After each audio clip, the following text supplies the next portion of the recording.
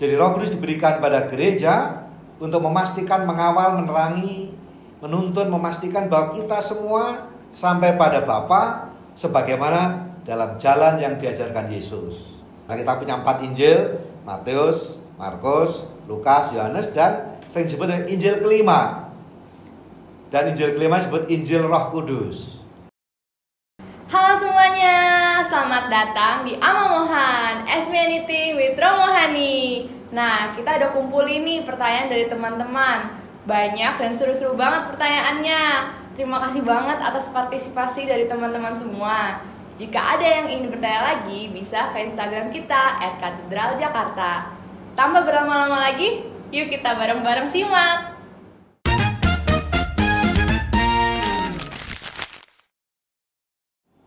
Saudara-saudara terkasih, rekan-rekan muda, juga para peziarah pengharapan yang terkasih, pada kesempatan kali ini saya akan menanggapi beberapa tema seputar tentang Pentakosta.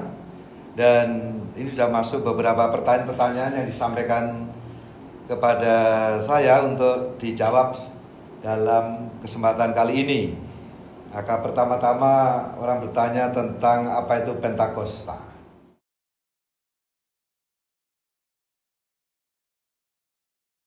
Kenapa ada Pantekosta, ada Pentekosta, ada...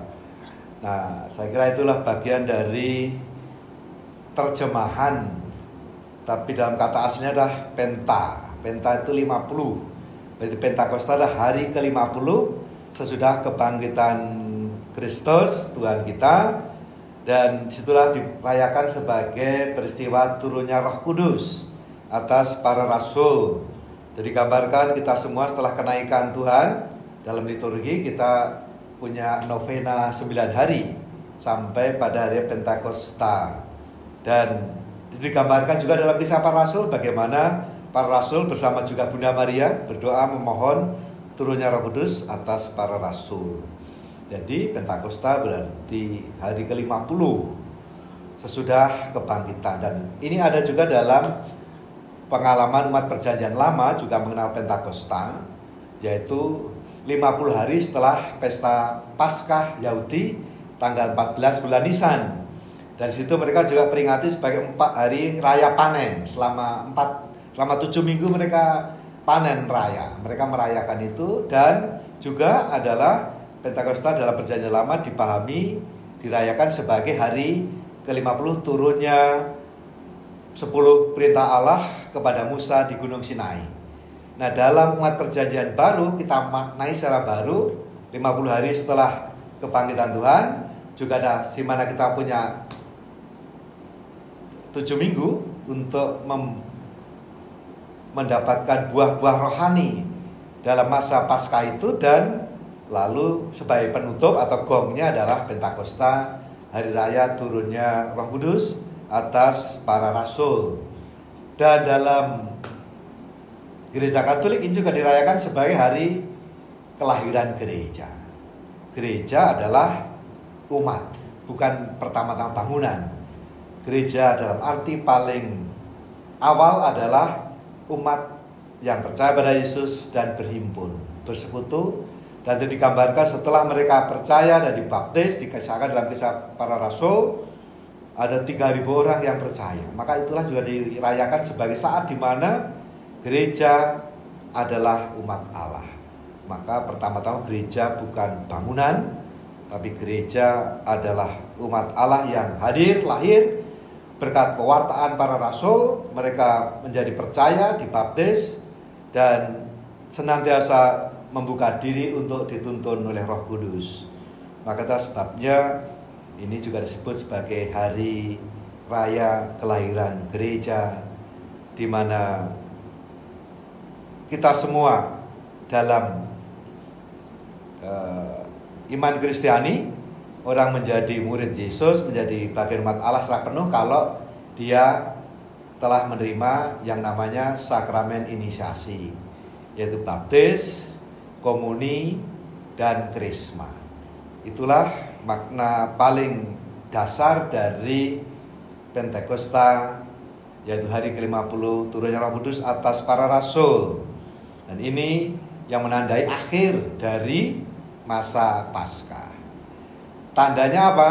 Tandanya secara liturgis lilin Paskah itu dimatikan dan lalu ditempatkan tempat khusus di area pembaptisan bersama bejana baptis. Itu kurang lebih tentang Pentakosta secara singkat.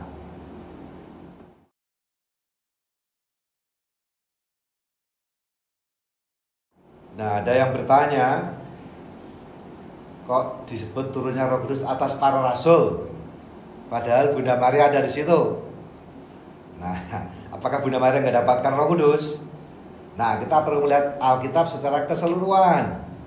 Kalau kita baca di dalam Injil Lukas, ketika Bunda Maria dikunjungi oleh malaikat Gabriel, lalu di situ Maria mendapatkan tugas untuk menjadi bunda penebus, melahirkan sang penebus. Dan Maria bertanya, bagaimana mungkin terjadi karena saya belum bersuami? Maka jawaban dari malaikat itu kan jelas ya, kita kutipkan ya. Di situ dikatakan, bagaimana mungkin hal terjadi karena belum bersuami? Maka kita bisa menjawab langsung di dalam Injil Lukas bab 2, di situ tertulis Lukas bab 2 dikatakan apa? Kita lihat sama-sama ya supaya kita bisa baca langsung. Di situ dikatakan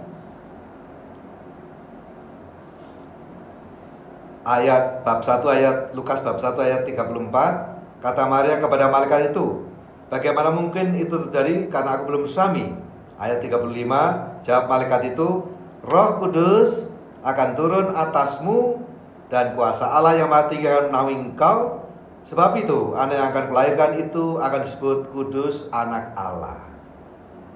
Jadi yang pertama-tama menerima Roh Kudus adalah Bunda Maria. Jadi kalau disebut para rasul kan, rasul adalah mereka murid-murid yang percaya pada Yesus.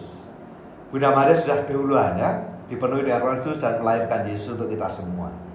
Nah, karena itu kalau di dalam Alkitab disebutkan atau tradisinya kita adalah novena ya. Novena adalah hari ke-9, yaitu 9 hari berturut-turut memohon datangnya Roh Kudus. Jadi mulai dari setelah Jumat, setelah kenaikan Tuhan sampai pada Sabtu sore atau Sabtu pagi. Nah, itulah yang kita bersama mendoakan. Di situ ada doa tentang mohon datangnya Roh Kudus, sekaligus juga mendoakan doa mohon 7 karunia Roh Kudus. Itu yang biasanya kita lakukan dalam doa-doa novena Roh Kudus sebagai doa memohon turunnya Roh Kudus.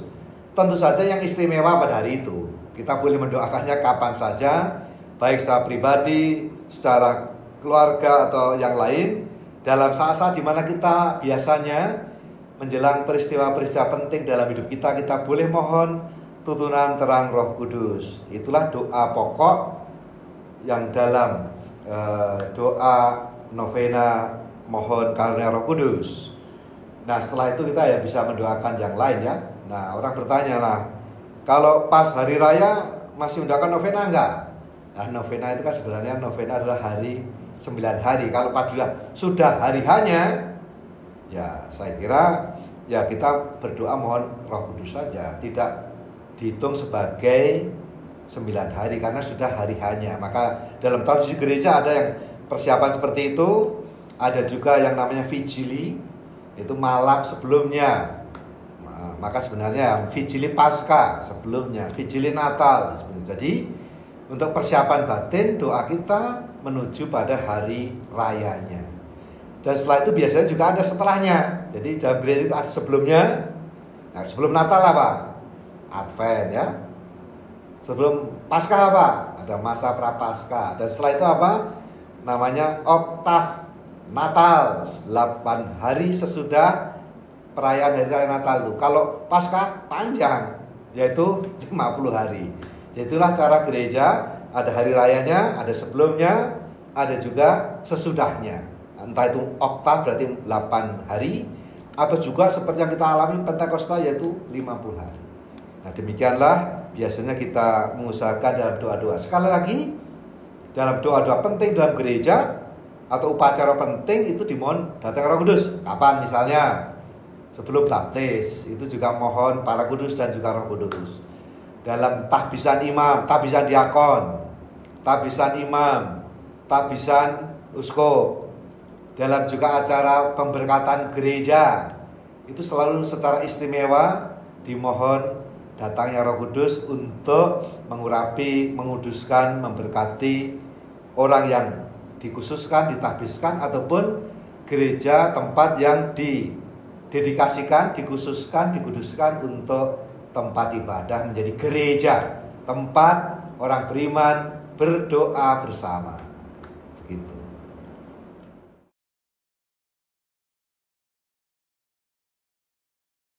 Dalam Perjanjian Baru, Yesus sendiri dalam banyak kesempatan menjanjikan Roh Kudus pada kita semua sebagai murid-muridnya, yaitu sebagai roh sang penolong, sang penghibur yang akan menuntun kita kepada seluruh kebenaran. Jadi Roh Kudus diberikan pada gereja untuk memastikan, mengawal, menerangi, menuntun, memastikan bahwa kita semua sampai pada Bapa sebagaimana dalam jalan yang diajarkan Yesus. Itulah peran Roh Kudus dalam kehidupan kita sebagai orang Kristiani. Maka itu pula kita boleh belajar bagaimana untuk kita sekarang zaman ini.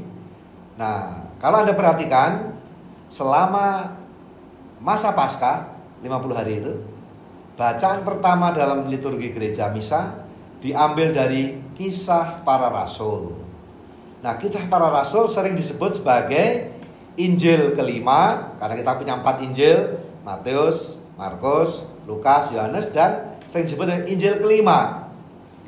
Dan Injil kelima disebut Injil Roh Kudus. Kalau 4 Injil yang pertama, itu Yesus yang hadir di tengah para muridnya, berkarya, mewartakan sabda semua bersama para murid, ketika mereka masih bersama-sama dengan Yesus di tanah suci. Dan dalam Injil kelima disebut Injil Roh Kudus karena yang menjadi tokoh utama dalam Kisah Para Rasul adalah Roh Kudus yang dianugerahkan pada para murid mulai ketika awal dengan Pentakosta itu. Maka dalam banyak kisah itu menarik. Kita bisa belajar dari apa yang dialami oleh para rasul dalam Kisah Para Rasul itu, bagaimana dinamika gerak seluruh gereja jemaat perdana itu selalu membuka diri akan tuntunan Roh Kudus. Dan di situ kita bisa melihat berkali-kali dalam pengalaman mereka ketika mereka menghadapi persoalan, menghadapi banyak tantangan, situasi, selalu mereka menyadari sebagai dikatakan Roh Kudus dan kami. Ketika mereka harus membuat keputusan misalnya yang penting, yang sering disebut sebagai konsili pertama Yerusalem, apakah pertanyaan dasarnya, situasinya karena apa? Mereka tersebar-sebar, maka yang percaya pada Yesus bukannya orang Yahudi, tapi orang-orang bukan Yahudi, Yunani, dan macam-macam. Dan kita sebut di dalam Kisah Para Rasul. Pertanyaannya, ada sekelompok orang yang mengatakan kalau mau menjadi Yesus maka harus ikut tradisi Yahudi. Berarti apa? Cara makan, cara minum, cara berdoa, bahasa, cara pakaian, sebagainya seperti orang Yahudi dulu. Nah, Paulus dan Barnabas yang memang diutus Tuhan untuk mewartakan kabar gembira kepada orang-orang bukan Yahudi, berpendapat bahwa tidak perlu. Maka mereka terjadilah, mana nih anunya? Akhirnya mereka kumpul. Nah, ini penting, belajar ya. Kumpul, membicarakan soalnya, lalu mendiskusikan, juga berdebat di situ dengan argumennya, dan akhirnya apa? Membuat keputusan. Lihatlah rumusan yang dibuat oleh para rasul itu, yaitu apa? Adalah keputusan Roh Kudus dan kami. Nah, inilah pola penting yang bisa kita ambil dalam hidup saudari, bahwa Roh Kudus dan kami. Itu berarti apa? Terjadi yang namanya sinergi, kolaborasi antara terang Roh Kudus dan juga usaha-usaha kita. Nah, itulah yang dalam rangka untuk hidup dalam roh, kita perlu membuka diri untuk selalu mengadakan penegasan rohani, memohon dan memastikan dalam tahap-tahap dan cara metodologi untuk memastikan ini yang Tuhan kehendaki. Kita bisa belajar dari cara jemaat perdana. Memang ada cara istimewa. Seperti apa? Paulus. Jadi Saulus yang mengejar-ngejar menjadi Paulus yang mengajar, mewartakan. Lihat, Roh Kudus itu bisa bekerja dengan caranya yang kadangkala di luar, yang dapat dipikirkan dan bahkan diimajinasikan. Bayangkan bagaimana nih Saulus yang dulu membenci, mengejar-ngejar dengan semangat dan getol, bisa berubah menjadi Paulus, sang pewarta yang benar-benar cinta Yesus dan mewartakan itu dengan sepenuh hati dan dengan cara yang luar biasa. Jadi kita bisa yakin pada zaman sekarang ini apa? Pertama, Roh Kudus masih ada. Roh Kudus tetap bekerja dengan caranya. Maka kita perlu terbuka untuk bekerja sama dengan Roh Kudus dan tidak pernah boleh menutup pintu. Roh Kudus bisa melakukan apa saja, dan itulah sebabnya dalam terang Roh Kudus kita selalu ada harapan dan sukacita. Nah, ini hal yang penting untuk kita, maknanya bagi kita zaman sekarang ini, belajar dari pengalaman dari para rasul. Maka kita mengenal lebih-lebih dalam tradisi spiritual Ignatian, Santo Ignatius Loyola ngajari kita bagaimana membedakan roh. Caranya yang paling sederhana apa? Ya tentu cara yang biasa. Caranya apa? Satu, mari kita baca data, fakta, data-data dikumpulkan objektif. Lalu kita analisa datanya.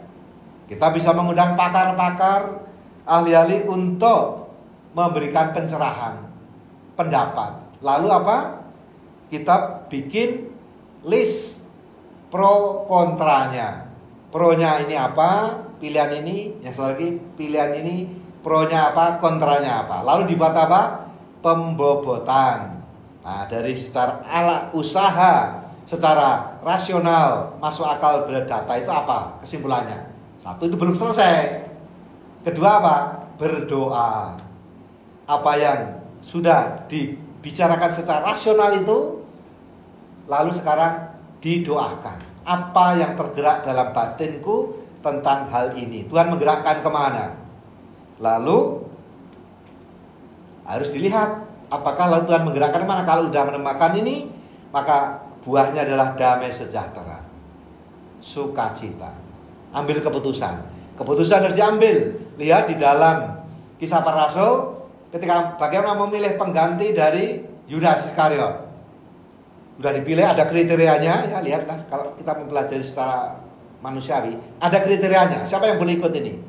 Oke, ketemu 2 orang. Lalu setelah itu bagaimana caranya? Mereka berdoa. Lalu akhirnya ambil keputusan.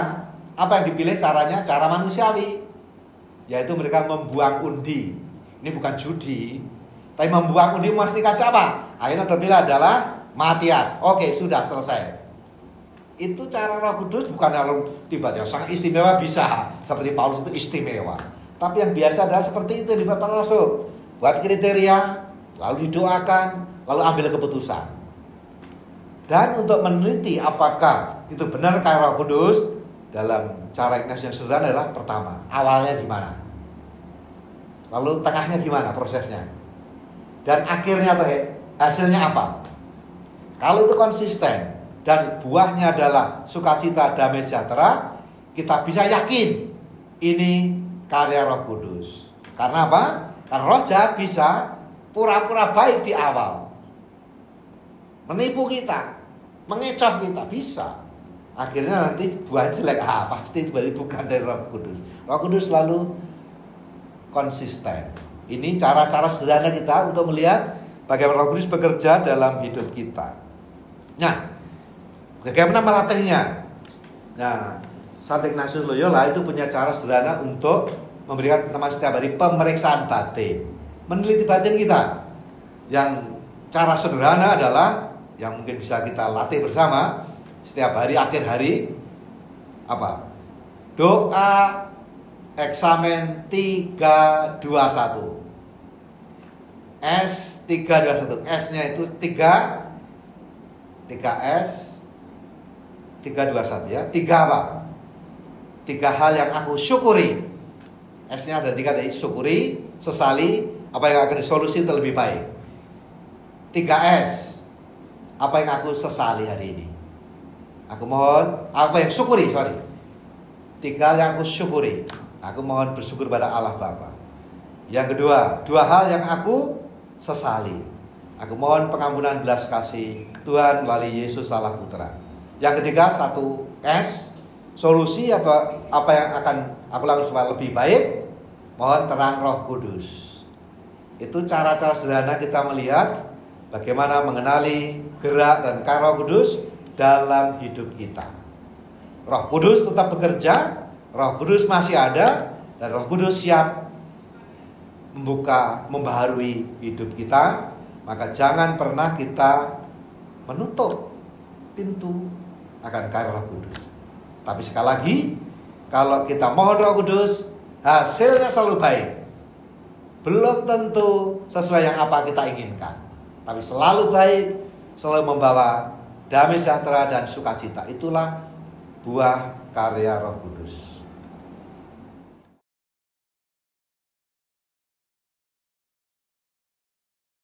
Baik, ini ada juga beberapa pertanyaan terkait dengan bagaimana itu dengan karismatik, bagaimana dengan bahasa roh, bagaimana hidup dalam roh, bagaimana baptisan roh atau urapan Roh Kudus. Nah, memang kita sadari bahwa dalam sejarah gereja munculnya pembaruan karismatik Katolik itu baru mulai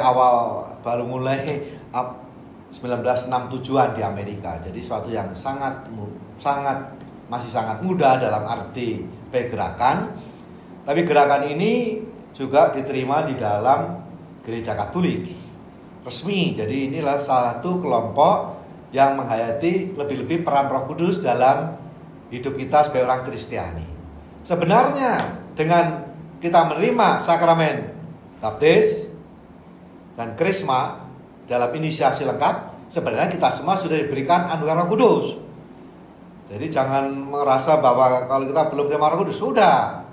Kita jangan seperti orang-orang Efesus yang ditanya Paulus, sudah menerima Roh Kudus belum waktu saya percaya? Mereka menjawab, emangnya ada ya Roh Kudus? Nah, jangan begitu, Roh Kudus ada. Memang kadang-kala tidak terlalu ditonjolkan. Dan itu saya kira dalam gereja Katolik tidak terlalu ditonjolkan peran itu, kendati secara nyata selalu dilibatkan, selalu dijadikan sebagai daya yang membaharui kita, bahkan juga dalam liturgi. Tapi memang tidak terlalu ditonjolkan dalam praktek hidup orang beriman. Dan karismatik, pembaruan karismatik Katolik itu lalu memberi peran itu dalam cara doa, cara ibadah, dalam pembinaan iman mereka, memakai istilah-istilah yang bisa jadi ya sedikit banyak ambil inspirasi dari gereja-gereja Pentekostal. Maka ketika ada yang bertanya, Romo, apakah dikatakan baptisannya sudah komplit belum karena belum dibaptis roh? Nah, kamu dulu baptis gimana? Setiap orang Katolik yang sah dibaptis adalah dalam nama Bapa dan Putra dan Roh Kudus. Ya, ada Roh Kudus ya. Dan ketika orang menerima krisma, diurapi minyak krisma oleh Bapak Uskup atau yang diberi delegasi, akan dikatakan terimalah tanda karya Roh Kudus dan lalu diurapi dengan minyak krisma. Jadi secara sakramental, semua orang Kristiani yang sudah menerima inisiasi lengkap, maka dia sudah diperlengkapi untuk siap menjadi saksi Kristus di tengah dunia ini. Hanya maka memang di dalam kelompok karismatik Katolik, pembaruan karismatik Katolik itu ada cara-cara pengembangan umat, pendalaman iman umat, cara-cara berdoa yang menekankan atau menjadikan peran Roh Kudus semakin dirasakan oleh semua orang. Itulah sumbangan dari karismatik Katolik. Tapi lalu orang bertanya, karunia-karunia. Nah tentu ada beberapa orang merasa, wah romo saya nggak bisa bahasa roh. Lalu ya saya pribadi menjawab ya saya juga nggak bisa. Nggak perlu khawatir. Maka saya katakan, nggak perlu karena itu karunia-karunia khusus. Dan yang lebih penting adalah kalau kamu orang Indonesia nggak bisa berbahasa Indonesia, itu masalah. Kamu orang Katolik nggak bisa bahasa roh, nggak apa-apa. Itu karunia khusus. Tapi kalau Anda nggak bisa bahasa Indonesia, orang Indonesia, nah itu masalah.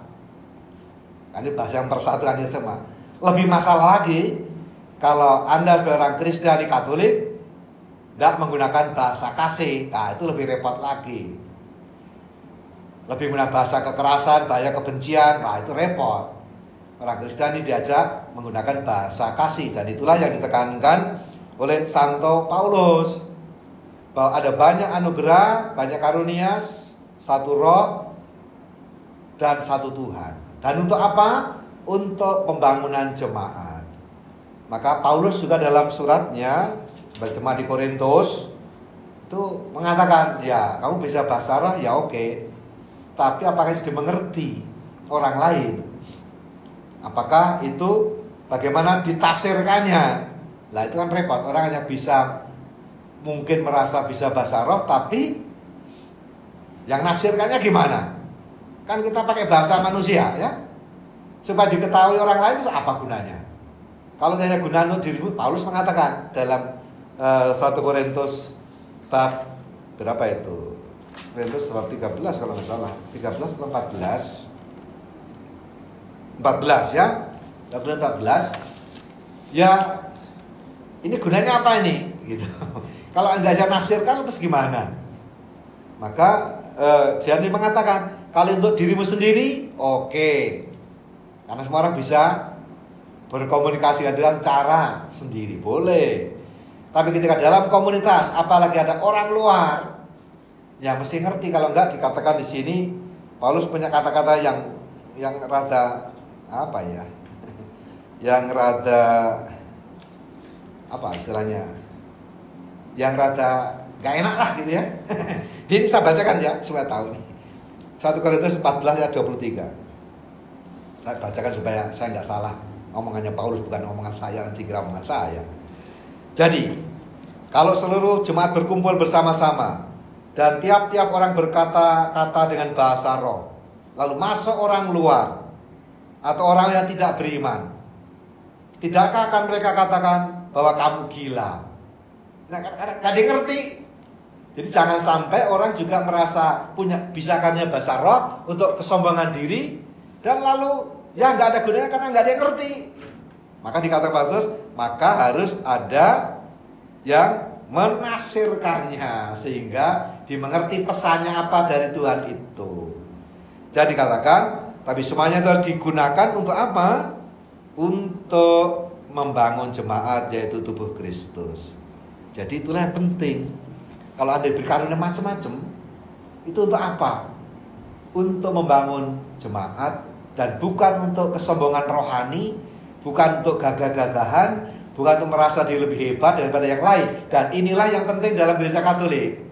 Maka setiap kelompok-kelompok pemberi karismatik selalu ada romo moderator yang memastikan bahwa apa yang dihayati di hidup itu tetap sejalan dengan iman Katolik. Maka butuh yang moderator, yang itu dari biasanya atau pendamping rohani, yaitu imam yang ditunjuk moderator dan juga uskup. Itu gunanya. Maka dalam gereja Katolik memastikan apa? Karena begini ya. Mengapa itu perlu dijelaskan? Karena gini. Kalau orang merasa dari Roh Kudus, yakin. Aku yakin dari Roh Kudus. Ya gimana? Kita susah verifikasi kan? Oh dia yakin. Oke yakin. Maka dalam gereja nggak cukup kita yakin. Karena kalau yakin, yang lain juga yakin gimana? Padahal Roh Kudus anugerah kesatuan.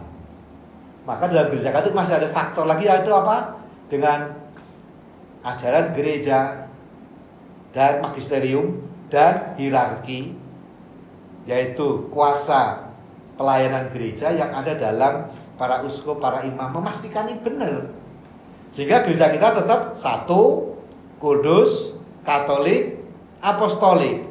Kita ada dalam satuan roh yang sama yang dahulu dicurahkan para rasul dalam dalam Pentakosta, dan sekarang ini kuasa rohani itu diberikan kepada orang tertabis, yaitu dengan apa? Dengan penumpangan tangan. Itulah yang diyakini gereja Katolik, yang berbeda dengan gereja lain. Jadi sebabnya gereja Katolik meskipun kita banyak karunia, tapi satu roh, satu kesatuan. Itulah buah Roh Kudus. Roh Kudus tidak untuk memecah belah, tapi untuk bersatu dalam keberagaman, karena saya yakin bahwa itu berasal dari roh yang sama, Tuhan yang sama, untuk, sebagai kata Paulus, membangun jemaat. Nah, inilah sebabnya penting ini. Kalau tidak, sangat mudah orang merasa yakin ini dari Roh Kudus, dan karena itu gak bisa mendengarkan yang lain.